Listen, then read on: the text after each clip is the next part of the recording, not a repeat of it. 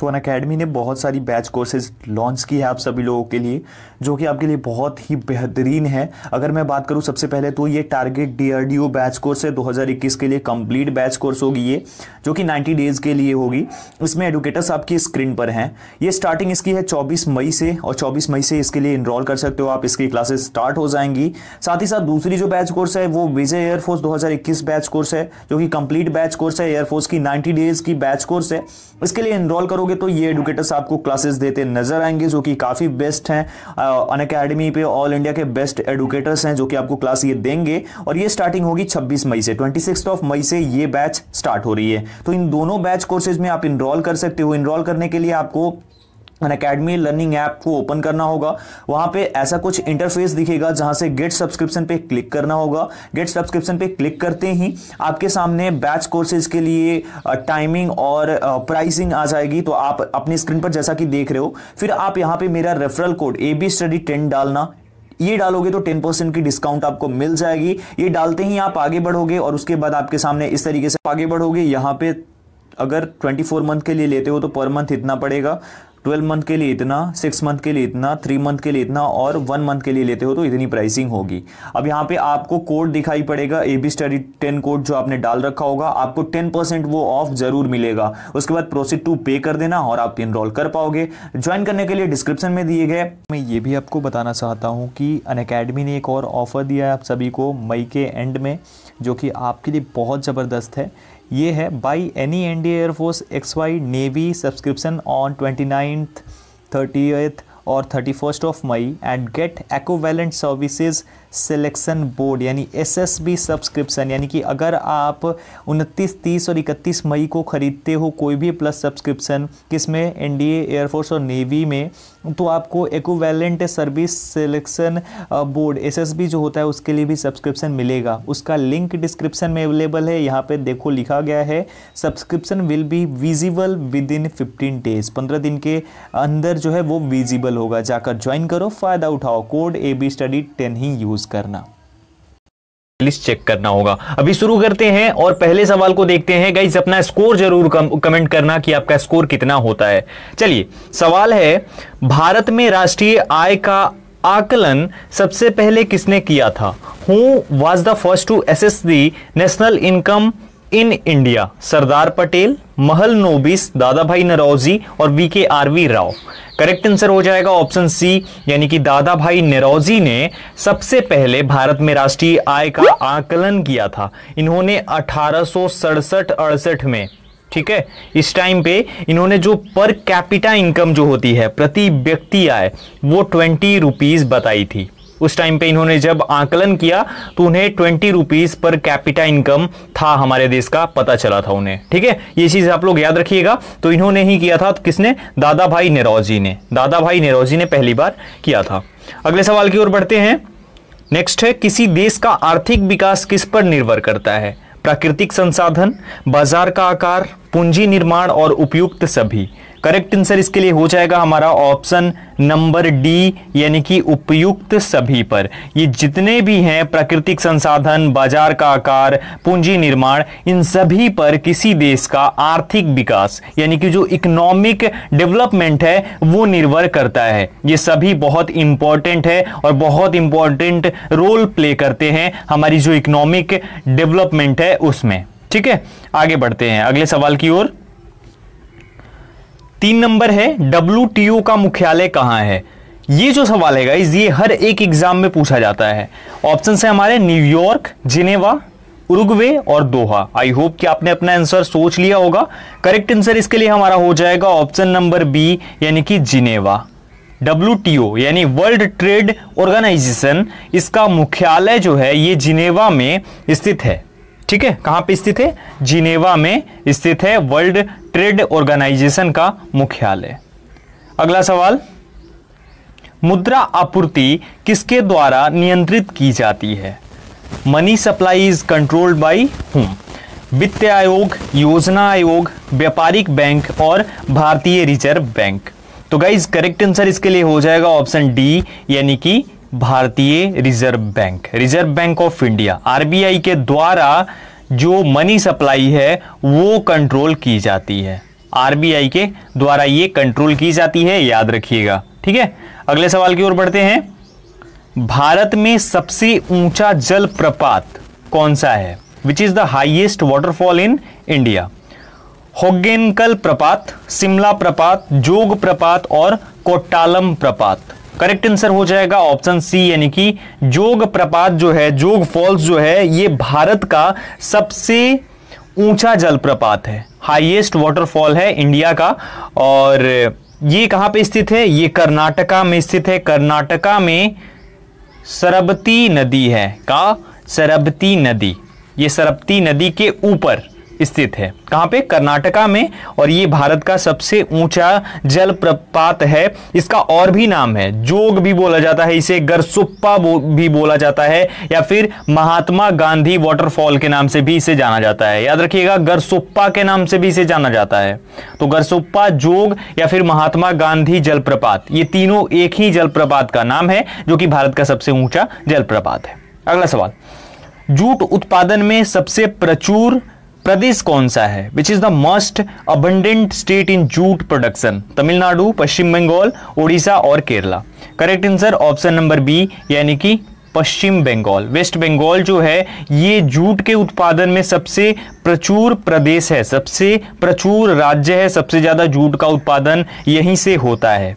ठीक है, West Bengal is the most abundant state in jute production.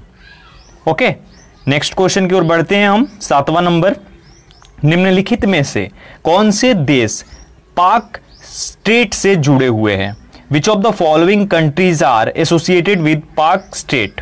Pakistan एवं चाइना, भारत, श्रीलंका, उत्तर कोरिया, दक्षिण Korea, Britain, France. Correct answer हो जाएगा इसके लिए हमारा ऑप्शन नंबर बी, यानी कि भारत तथा श्रीलंका जो है ये पाक स्टेट से जुड़े हुए हैं। कौन कौन से देश? भारत तथा श्रीलंका। याद रखिएगा, बहुत महत्वपूर्ण क्वेश्चन है, हमेशा एग्जाम में पूछा जाता है। अगला सवाल, भारत में किस राज्य को चावल का कटोरा कहा जाता है? Which state in India is called a rice ball? Tamil Nadu, Telangana, Karnataka और केरला। करेक्ट आंसर हो जाएगा ऑप्शन नंबर बी, यानी कि तेलंगाना। तेलंगाना राज्य जो है 2020 में इसने ऐसा काम किया, इतना ज्यादा चावल उत्पादित किया कि इसे अब राइस बाउल बोला जाने लगा। इससे पहले ये जो था नाम आंध्र प्रदेश को दिया जाता था। किसे? आंध्र प्रदेश को दिया जाता था, लेकिन अब तेलंगाना ने वो छीन लिया है आंध्र प्रदेश से, और अभी तेलंगाना को राइस बाउल ऑफ इंडिया बोला जाता है। ठीक है, आगे बढ़ते हैं। पहली बार परमाणु बम कहां फेंका गया था? Where was the nuclear bomb thrown for the first time? Nagasaki, Hong Kong, Tokyo और हिरोशिमा। आई होप कि इसमें किसी को डाउट ना हो, ये सवाल सभी को पता हो, क्योंकि ये सिंपल सा बेसिक सा सवाल है, सबको पता होता है शुरू से ही। तो पहला जो बम, परमाणु बम फेंका गया था वो हिरोशिमा पर फेंका गया था। ठीक है, हिरोशिमा जापान, जापान में है ये, और वहां पे फेंका गया था। यूएसए ने ये बम ड्रॉप किया था जापान के ऊपर, जापान के हिरोशिमा शहर पर, यहीं पे फेंका गया था। ये बम फेंका कब गया था ये जान लो।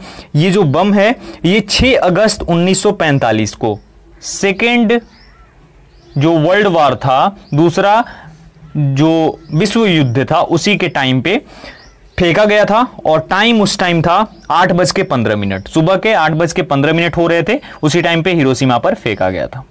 अगला सवाल, ओजोन परत कहां पाई जाती है? Where is the ozone layer found? आयन मंडल में, बहिर्मंडल में, क्षोभ मंडल में और समताप मंडल में। करेक्ट आंसर ऑप्शन डी हो जाएगा, यानी समताप मंडल में। ओजोन परत जो है ये समताप मंडल में पाई जाती है।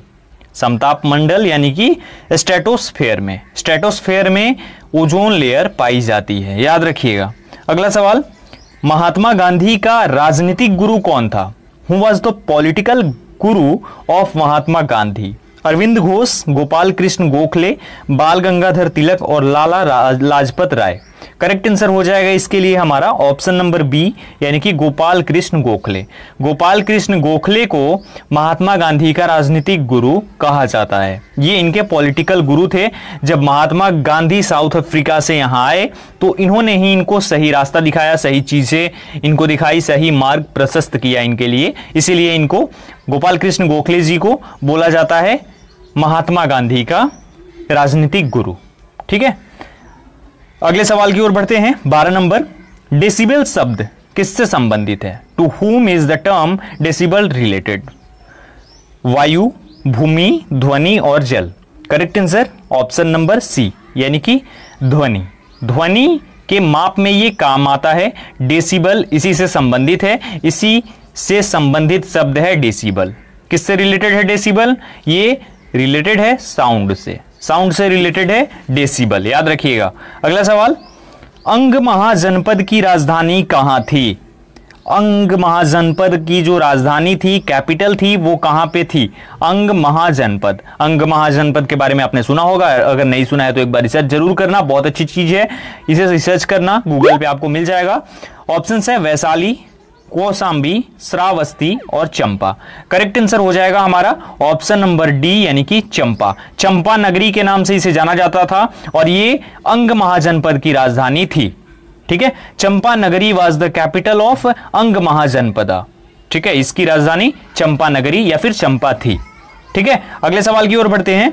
शांत घाटी किस राज्य में स्थित है? In which state is the peace valley located? Assam, Kerala, Arunachal Pradesh और तमिलनाडु। करेक्ट आंसर हो जाएगा इसके लिए ऑप्शन नंबर बी, यानी कि केरला में। शांत घाटी जो है, पीस वैली जो है, ये कहां पे है? ये केरला में स्थित है। ठीक है, the peace valley is located in Kerala, याद रखिएगा, केरला में ये स्थित है। अगले सवाल की ओर बढ़ते हैं हम। सुनामी का मुख्य कारण क्या है? What is the main cause of the tsunami? चक्रवात, ज्वालामुखी, चंद्रमा का आकर्षण और समुद्री सतह पर भूकंप। करेक्ट आंसर इसके लिए क्या हो जाएगा हमारा? ऑप्शन नंबर हो जाएगा डी, यानी कि समुद्री सतह पर भूकंप। समुद्री सतह पर भूकंप जो है, यही मेन कॉज है टी सुनामी का। ठीक है, the main cause of the tsunami is earthquake on sea surface. Earthquake on sea surface, यानी समुद्री सतह पर भूकंप। गाइस बढ़ते हैं अगले सवाल की ओर, जो कि है हमारा 16 नंबर। भारत का केंद्रीय औषधि अनुसंधान संस्थान कहां स्थित है?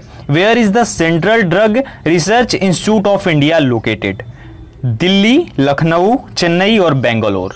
करेक्ट आंसर ऑप्शन बी हो जाएगा, यानी कि लखनऊ में स्थित है केंद्रीय औषधि अनुसंधान संस्थान। ये कहां पे स्थित है? लखनऊ में। 1951 में इसकी स्थापना हुई थी, याद रखिएगा, स्टैब्लिश किया गया था 1951 में, और इसे CSIR के नाम से भी जाना जाता है। ये आप लोग रिसर्च करिएगा एक बार और देखिएगा कि क्या वजह है ये दो नामों के पीछे, एक बार जरूर चेक कीजिएगा। ठीक है, मैं ज्यादा एक्सप्लेन करूंगा, बहुत लंबी वीडियो हो जाएगी, एक बार आप जरूर चेक कर लेना। चलिए आगे बढ़ते हैं। मानव विकास सूचकांक किसने विकसित किया था? Who developed the human development index? HDI। Amartya Sen, Montek Singh, महबूब उल हक और फ्रीडमैन। करेक्ट आंसर इसके लिए हो जाएगा हमारा ऑप्शन नंबर सी, यानी महबूब उल हक जो है, इन्होंने ही मानव विकास सूचकांक जो है विकसित किया था। आप देखते हैं कि कई देशों का जो निकाला जाता है इसमें कि सूचकांक कितना है, कौन सा देश किस नंबर पर है, ये मानव विकास सूचकांक महबूब उल हक ने विकसित किया था। महबूब ul Haq developed the human development index. ठीक है, याद रखिएगा इस चीज को, और कमेंट सेक्शन में मुझे बताइएगा कि अभी भारत का स्थान क्या है ह्यूमन डेवलपमेंट इंडेक्स में। अगला सवाल, कृषि उत्पादकों की कोटि किस प्रकार निर्धारित की जाती है? How is the rank of agricultural producers determined? ISI, हरित उत्पाद, एगमार्क, पारिस्थितिकी उत्पाद। करेक्ट आंसर इसके लिए हो जाएगा हमारा ऑप्शन नंबर सी, यानी कि एगमार्क के द्वारा। ये एगमार्क जो है, इसके द्वारा जो कृषि उत्पादक होते हैं उनकी कोटि निर्धारित की जाती है। कृषि उत्पादकों, कृषि उत्पादों की जो कोटि है वो इसी के द्वारा, एगमार्क के द्वारा निर्धारित की जाती है। याद रखिएगा। भारत में न्यूनतम मजदूरी अधिनियम किस वर्ष में पहली बार स्वीकृत हुआ था? In which year was the minimum wage act approved in India for the first time? 1947 में, 1948 में, 1950 में और 1951 में। करेक्ट आंसर इसके लिए हो जाएगा गाइस ऑप्शन नंबर बी, यानी कि 1948 में जो है ये न्यूनतम मजदूरी अधिनियम स्वीकृत हुआ था भारत में पहली बार। ठीक है, अगला सवाल, इंसुलिन का आविष्कार किसने किया? Who invented insulin? Edward Jenner, F Banting, S A Waksman और रोनाल्ड रॉस। करेक्ट आंसर इसके लिए हो जाएगा ऑप्शन बी, यानी कि एफ बांटिंग जो है इन्होंने ही इंसुलिन का आविष्कार किया था। इंसुलिन का आविष्कार इन्होंने ही किया था। किसने? एफ बांटिंग ने। अगले सवाल की ओर बढ़ते हैं हम। अमेरिका की खोज किसने की? Who discovered America? Vasco da Gama, Amundsen, captain Cook और कोलंबस। करेक्ट आंसर इसके लिए हो जाएगा हमारा ऑप्शन नंबर डी, यानी कि कोलंबस ने अमेरिका की खोज की थी। Columbus discovered America. Next question की ओर बढ़ते हैं। नासिक किस नदी के किनारे स्थित है? Nashik is situated on the bank of which river? Mahanadi, Godavari, Krishna और ताप्ती। करेक्ट आंसर इसके लिए हो जाएगा हमारा ऑप्शन नंबर बी, यानी कि गोदावरी नदी के किनारे स्थित है नासिक शहर। Nashik is situated on the bank of Godavari river. किसके नीचे? सॉरी, किसके किनारे? गोदावरी रिवर के, गोदावरी नदी के किनारे नासिक शहर स्थित है। पेनिसिलिन किससे प्राप्त की जाती है? फ्रॉम हुम इज पेनिसिलिन ऑब्टेन्ड? फफूंद, जीवाणु, वायरस और शैवाल। करेक्ट आंसर इसके लिए हो जाएगा ऑप्शन नंबर ए, यानी फफूंद। फंगल जो है इससे ही पेनिसिलिन प्राप्त की जाती है। The penicillin obtained from fungals.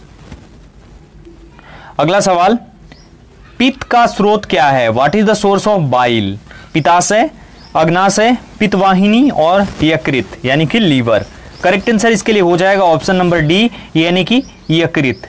Liver जो हमारा है यही पित्त का स्रोत है। किसका? पित्त का स्रोत जो है ये हमारा यकृत यानी कि लीवर है। ठीक है गाइस, अगले सवाल की ओर बढ़ते हैं। निम्नलिखित में कौन सा प्रक्षेपास्त्र भूमि से वायु में जाने वाला प्रक्षेपास्त्र है? Which of the following is a land to air missile? Trishul, Agni, BrahMos और सागरिका। करेक्ट आंसर हो जाएगा ऑप्शन नंबर ए, यानी कि त्रिशूल जो है ये भूमि से वायु में जाने वाला प्रक्षेपास्त्र है। Trishul is a land to air missile. क्या है? Land to air missile. ठीक है, यानी कि भूमि से वायु में जाने वाली ये मिसाइल है। कौन सी? त्रिशूल। तो ये 25 क्वेश्चंस थे आज के हमारे।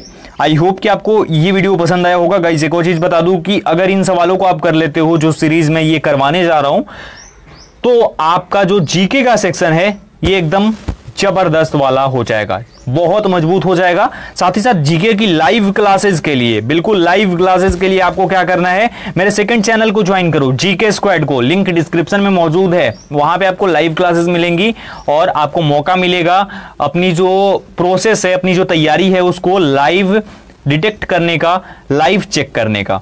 साथ ही साथ इंस्टा और टेलीग्राम पर ज्वाइन करो मुझे। इंस्टा आईडी आपकी स्क्रीन पर है, टेलीग्राम आईडी भी आपकी स्क्रीन पर है, दोनों का लिंक भी डिस्क्रिप्शन में मौजूद है। जाओ चेक करो और जरूर ज्वाइन करो वहां पे।